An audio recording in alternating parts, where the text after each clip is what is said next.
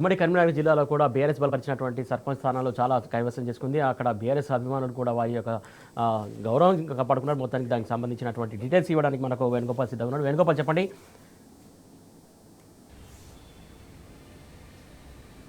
సురేష్, ఇది యాక్చువల్ అయితే గ్రామ పంచాయతీ ఎన్నికలు అంటే పార్టీ రహిత ఎన్నికలు. మరోవైపు చూసుకుంటే ఇది ఇప్పుడు ఉన్నటువంటి అధికారంలో కూడా బీఆర్ఎస్ పార్టీ లేదు. అయినా కూడా ప్రజలు పెద్ద ఎత్తున నీరాజనం పలికినటువంటి పరిస్థితి అయితే మనకు గ్రామాల్లో కనిపించింది. ఏకగ్రీవాలే కాదు, ఏకగ్రీవాలతో పాటు నిన్న పలు చోట్ల కూడా కొద్ది మెజార్టీతో కూడా ఓడిపోయిన కొన్ని అయితే భారీగానే ప్రతి చోట కూడా ఇటు పెద్దపల్లి కావచ్చు, జగిత్యాల కావచ్చు, రాజన్న సిరిసిల్ల జిల్లా, కరీంనగర్ జిల్లాలో ఇటు బీఆర్ఎస్ పార్టీ బాగానే గ్రామ పంచాయతీ ఎన్నికల్లో విజయం సాధించని చెప్పాలి. ముఖ్యంగా చూసుకుంటే ఇటు పంచాయతీ ఎన్నికల్లో కూడా ప్రజలు ఇటు బ్రహ్మరథం పట్టినటువంటి పరిస్థితి అయితే మనకు స్పష్టంగా కనిపిస్తోంది. ఎందుకంటే యాక్చువల్గా గతంలో బీఆర్ఎస్ పార్టీ 9.5 సంవత్సరాలు గ్రామీణ ప్రాంతాల్లో చేసినటువంటి అభివృద్ధి కావచ్చు, అంటే గతంలో వారు పొందిన లబ్ధి కావచ్చు, వివిధ రకాల స్కీమ్స్ కావచ్చు, ఇవన్నీ కూడా ప్రజలు మర్చిపోలేని పరిస్థితి మనకు స్పష్టంగా ఈ ఎన్నికల్లో కనిపించిందని చెప్పాలి. ఎందుకంటే క్యాజువల్ అని అయితే అధికార పార్టీకి మాత్రమే గ్రామీణ ప్రాంతాల్లో తప్పనిసరిగా ఫేవరిజం ఉంటుంది. కానీ ఇక్కడ అట్లాంటి ఏం మనకు కనిపించలేదు. వీళ్ళు ఒకటే ఏంటంటే అభిమానం పార్టీ మీద ఉన్నటువంటి అభిమానంతో మాత్రం ప్రతి గ్రామంలో కూడా పెద్ద ఎత్తున ఓట్లేసి గెలిపించినటువంటి పరిస్థితి మనకు స్పష్టంగా కనిపిస్తుంది.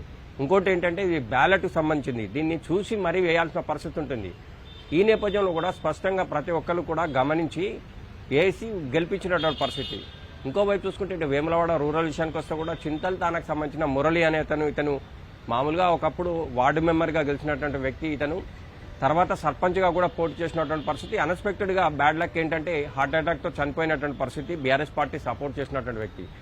ఈ నేపథ్యంలో కూడా ఊరంతా కూడా చనిపోయిన వ్యక్తిని 396 ఓట్లతోటి గెలిపించినటువంటి పరిస్థితి. అంటే మనం అర్థం చేసుకోవచ్చు అభిమానం ఎంతవరకు ఉందనేది.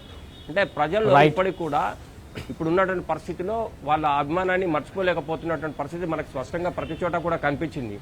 ముఖ్యంగా ఇవి పార్టీ రహిత ఎన్నికలు, ఎటువంటి ప్రచారం ఉండదు, పార్టీ పరంగా కూడా ఎటువంటి సపోర్టింగ్ ఉండదు. కాకపోతే ఏంటంటే పార్టీకి సంబంధించి వాళ్ళకు మద్దతు మాత్రం ప్రకటిస్తారు, కానీ వాటికి గుర్తులు ఉండవు. స్వచ్ఛందంగా గెలవాల్సిన అవసరం ఉంటుంది.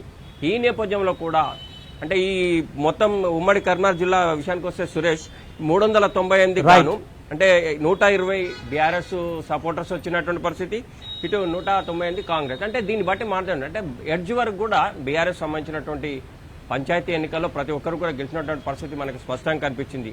అంటే ప్రతి చోట కూడా ఈ యొక్క ఎలక్షన్ సంబంధించి సాయంత్రం వరకు అర్ధరాత్రి వరకు కూడా కౌంటింగ్ జరిగినటువంటి పరిస్థితి. ఎందుకంటే తాము ఇన్ని రోజులు పడినటువంటి కష్టం ఒక ఎత్తు అయితే, వ్యక్తిగతంగా ఒకవైపు ఇంకోవైపు పార్టీ రైతు ఎన్నికలు మరియు పార్టీ అభిమానం మీద వేసినటువంటి ఎన్నికలు, అందులో బ్యాలెట్కు సంబంధించినటువంటి.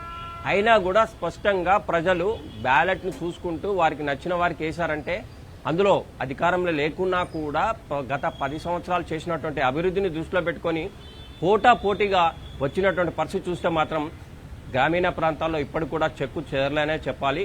దానికి ప్రత్యక్ష నిదర్శనం నిన్న ప్రతి చోట కూడా కొన్ని అంటే స్వల్ప ఆధిక్యతతో కొన్ని వచ్చినా కానీ భారీ ఆధిక్యతతో కూడా వచ్చినటువంటి కొన్ని అయితే తక్కువ మెజార్టీతో ఓడిపోయినటువంటి. అంటే ఏదేమైనా కానీ మొత్తం మీదైతే ఇప్పటికి కూడా ప్రజల్లో అంటే గ్రామీణ ప్రాంతాల్లో జరిగినటువంటి గ్రామ పంచాయతీ ఎన్నికలు మాత్రం ఎక్కడ కూడా మొక్కవని ధైర్యంతో కార్యకర్తలు ఉండొచ్చు. మరోవైపు గెలిచినటువంటి అభ్యర్థులు కూడా ఎట్టి పరిస్థితుల్లో అభిమానం ఒకవైపు, ఇంకోవైపు పార్టీ మీద ఉన్నటువంటి గొప్పతనం ఒకటి, పార్టీ చేసినటువంటి లాస్ట్ టైం చేసినటువంటి పనులు కావచ్చు, ఇవన్నీ కూడా దృష్టిలో పెట్టుకొని ప్రజలు మద్దతు ప్రకటించిన తీరును చూస్తే మాత్రం మనకు స్పష్టంగా అర్థమవుతుందంటే అభివృద్ధి, మరోవైపు సంక్షేమ పథకాలు కావచ్చు, ఇలాంటివన్నీ కూడా చూసి గతంలో జరిగినటువంటి తమకు జరిగిన మేలు కావచ్చు, తమకు సంబంధించినటువంటి ప్రతి విషయంలో ప్రభుత్వ పరంగా అందినటువంటి స్కీమ్స్ కావచ్చు, ఇవన్నీ కూడా దృష్టిలో పెట్టుకొని ప్రజలు ప్రత్యక్షంగా ఈ ఓట్లలో పాల్గొని తీర్పునిచ్చిన పరిస్థితి చూస్తే మాత్రం మనకు స్పష్టంగా అర్థమవుతుంది. అంటే ఏదేమైనా కానీ గ్రామ పంచాయతీ ఎన్నికల విషయానికి వస్తే పార్టీ రహిత ఎన్నికలు అయినా కూడా ప్రజలు బీఆర్ఎస్ పార్టీ పక్షాన్ని నిలబడటం మాత్రం ఒక గొప్పగానే ఫీల్ అవుతున్న పరిస్థితి మనకు స్పష్టంగా కనిపిస్తుంది. ఏదేమైనా కానీ ప్రజలైతే మాత్రం పోటాపోటీగా అధికారం లేకున్నా కానీ పోటాపోటీగా ప్రతి చోట కూడా నిలిచిన నేపథ్యంలో మనకు స్పష్టమైన తీర్పు ప్రజల నుంచి వచ్చినటువంటి నేపథ్యం మొత్తం పెద్ద ఎత్తున ఈ బీఆర్ఎస్ శ్రేణులైతే సంతృప్తి చెందుతున్నటువంటి నేపథ్యం చోట ప్రతి గ్రామ పంచాయతీ కూడా స్పష్టంగా కనిపిస్తుంది.